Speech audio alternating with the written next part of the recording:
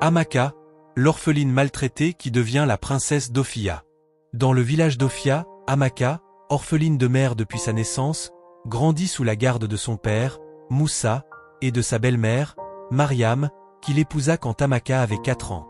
Mariam, cruelle, favorisait sa propre fille, Hawa, et surchargeait Amaka de corvées chercher du bois, puiser de l'eau tout en la privant de nourriture et de soins. Hawa, gâtée, se moquait d'Amaka, tandis que Moussa, dominé par Mariam, mourut d'hypertension, laissant Amaka seule face à leur méchanceté. Le prince d'Ophia, parti étudier à l'étranger depuis ses 6 ans, devait revenir pour choisir une épouse selon la coutume. Issa, le secrétaire du roi, sélectionna 6 jeunes filles, dont Amaka et Hawa, pour séjourner au palais. Mariam chouchouta Hawa, lui offrant des soins de peau coûteux pour briller, tandis qu'elle accablait Amaka de tâches et lui imposait de se laver rarement pour la rendre négligeable. Salima, une villageoise, dénonça cette injustice, avertissant Mariam et Hawa du danger de leurs actes, mais elles l'ignorèrent avec mépris. La veille du départ pour le palais, Amaka pria avec ferveur, confiant son destin à Dieu.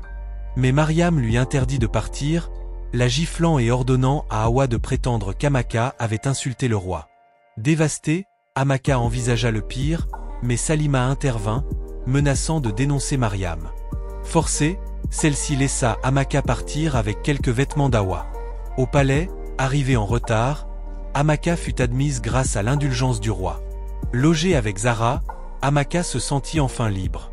Elle se lia d'amitié avec le chef des gardes, partageant son passé douloureux et son désir de devenir servante au palais pour échapper à Mariam.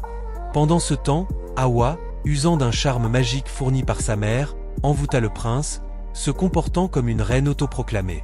Les autres filles, Ogeshi et Ijoma, furent expulsées pour inconduite, tandis qu'Hawa tenta d'éliminer Hara et Fatou par des disputes, provoquant l'expulsion de Fatou. Amaka, évitant les conflits, aidait les servantes à la cuisine, impressionnant le roi par ses plats et sa modestie. Elle supplia à nouveau le chef des gardes de plaider pour qu'elle devienne servante, craignant de retourner chez Mariam. Lors de la cérémonie finale, devant tout le village, le roi révéla que le prince n'était autre que le chef des gardes, Ekeni, infiltré pour observer les filles. Ekeni choisit Amaka comme future reine, louant sa bonté et son humilité. Amaka, bouleversée, fut couronnée dans une robe royale, tandis qu'Hawa et Mariam, humiliées, fuirent le palais.